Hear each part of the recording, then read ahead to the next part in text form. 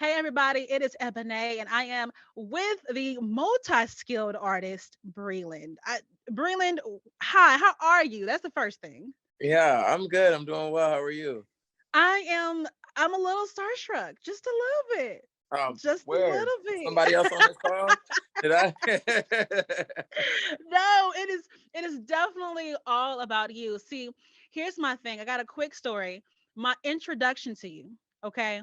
I know a lot of people tell you my truck, that is their intro. They all know my truck, and I love my truck. That is a good song too. But for me, throw it back. Okay. Throw it back. And that probably tells you a little too much about me, but that's okay. That's That's okay. okay.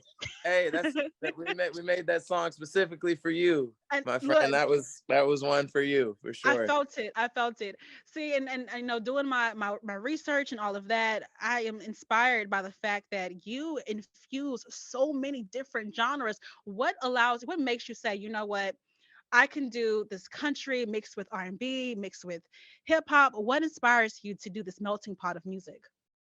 Yeah, I'm not even the first one to do it. I'm inspired by people like Nelly who came along and Hmm. was doing this 20 years before anybody else. I'm inspired by, people like Jimmy Allen who can pop in the country, open up for Carrie Underwood, but then drop music with, Elton John and Jennifer Lopez and a bunch of others. Like there are so many people in this space that have been doing that for a while, but also a lot of my favorite artists outside of country are kind of genreless artists themselves. I'm a big fan Yeah.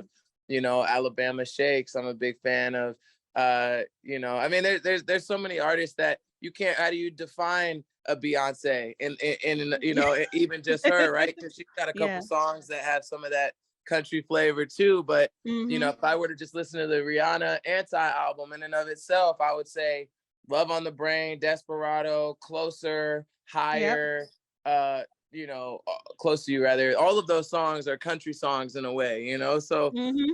like I like people that create music with no boundaries and no borders. And I've always seen myself being that type of an artist. So having gotten my start in the R&B and hip hop world, all of those influences come with me regardless of what I do. See, that's what I love. Is let's go back. It's the part where you talk about, creativity without borders, without boundaries. A lot of Yeah. people, they get into this one particular set category or genre, and they think that's it. That's all I can do. Do you actually even define yourself? How do you define yourself? You don't. Do you see yourself in a category, or do you see yourself? You're like, I'm all over. I'm everything. Yeah, man. I think I just make music. Yeah. And it would be great if I could just say, my own definition. I call it cross country. Yeah. It's storytelling, but it can take a million different shapes and forms. And so I think that is probably the most accurate description. But obviously, that is a self-coined term, so it'll take a little while for it to catch. But for everyone else, it's like if I were to be like, yeah, I'm a country music artist, then some of these country music traditionalists would listen to different songs that I have that are definitely a lot further outside of that space and be like, well, what about this? So Yeah. I try not to worry about what the genre of it is and just worry about like, do I like this song? Do people that listen to this song like this song? And if the answer to that is yes, then that's the type of music I make. And that's become your purpose. I mean, being able to just create and do it for all ears versus for a particular one. And I, Yeah. I really do appreciate that. Now your roots are, gospel, Yeah. R&B, soul, Hmm. which by the way, you come from a parents of ministers, right? Is that Yeah. right? How did they feel about you going into R&B and then saying, I'm going to country? How did they feel about the infusion? Yeah, I mean, we didn't grow up listening to a whole lot of country, so it was kind of somewhat of a surprise to them. But at the same time, they know that I love music in general, and they support what it is that I do. And I've got really great parents because support doesn't always look like just like a blind, like they're not yes men. You know what I mean? Like Yeah. they give me their honest feedback about things, and that's what I appreciate about them. is support through. That's the type of support that I need anyway. I don't want people who are just going to be like, this is amazing. Like, I want people to be like, well, what about this, and Yeah. offer new perspectives. I think they do a great job of that. I try to surround myself with people like that. But I think also, they can hear some of the influences of things that they contributed to, from a gospel perspective. They can hear some of that influence in some of the songs that I do, whether it's I've got Gary LaVox coming through, Breland and Friends this Hmm. week, and from Rascal Flats, and we're singing a gospel song that we did together, and we've never performed it out. It's been out for like a year and a half, and we've never actually sung it together live. So What? it's a straight up gospel record, and we're both singing for real. So that's going to be a fun one. I've got Lecrae coming through, and he's obviously a gospel and hip hop, but he does a little bit of everything. But he's coming Mhm. through, and we're going to be singing together. My song "Praise the Lord" has a lot of that gospel influence Yes. in it. Thomas Rhett. Hmm. So Hmm.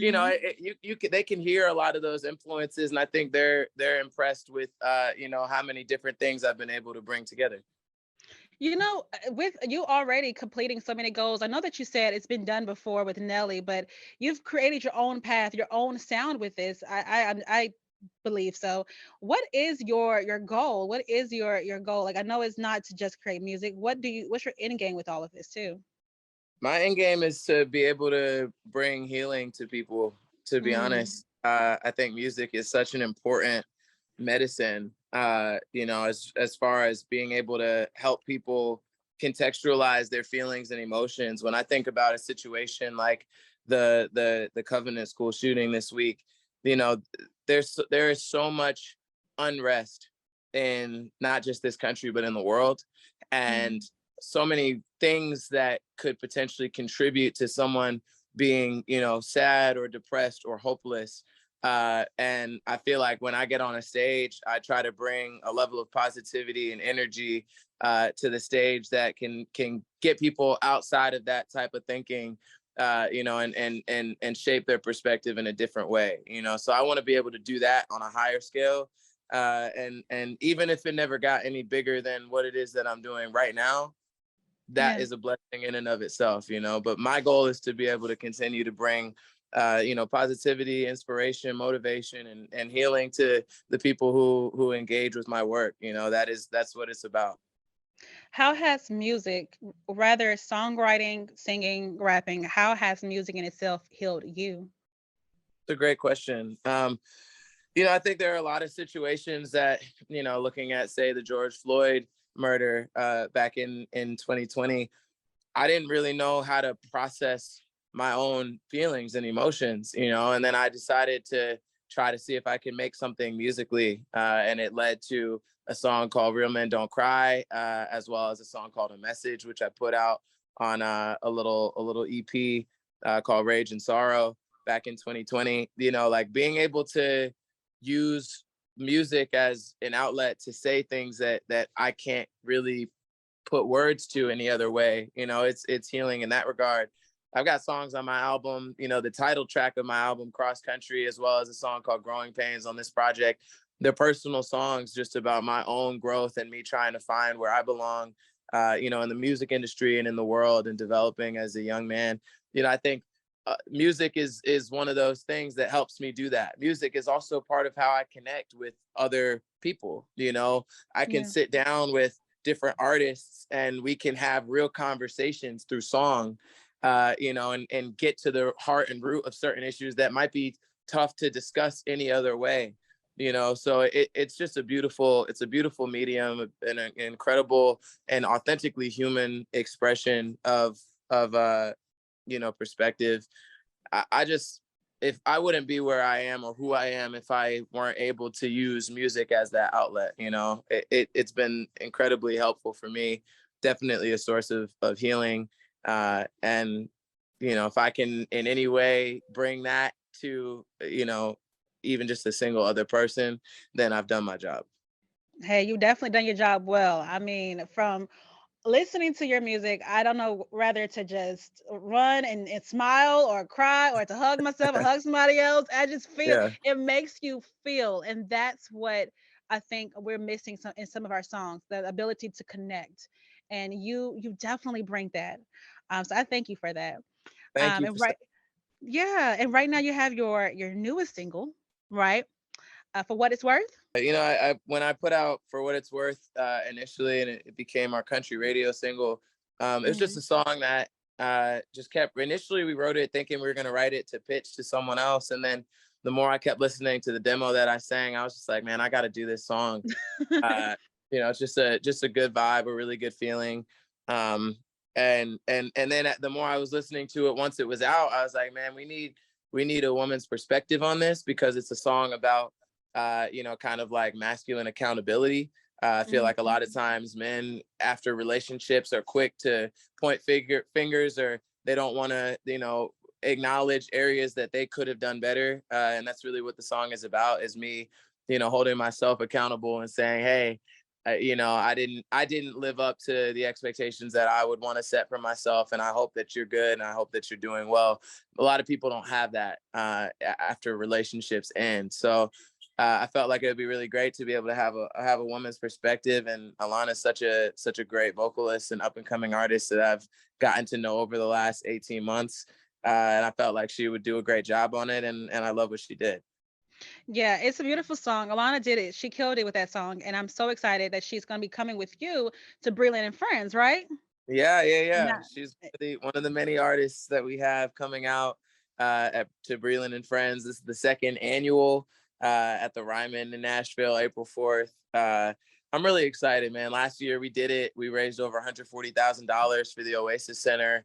It was great because it was my first time playing the Ryman as a headliner, and I got to do it for a cause that I believe in. So it made it even sweeter to have sold it out and been able to bring out so many great artists. And after having that experience last year, it was like, man, we got to run it back. And so now it's an annual event, bring a bunch of new artists, a bunch of artists both inside and outside of country music.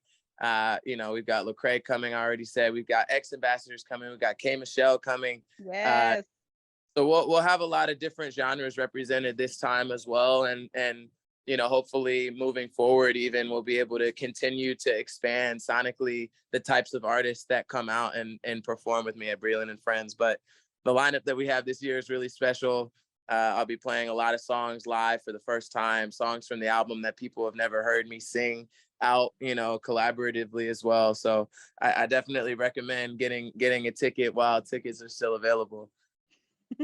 Well, no matter what they hear, whether you get a little bit of hip hop, get a little R&B, get a little country, you're gonna walk away healed. You're gonna walk away with love, and you're gonna walk away just happy, just feeling Yeah, connected and being happy.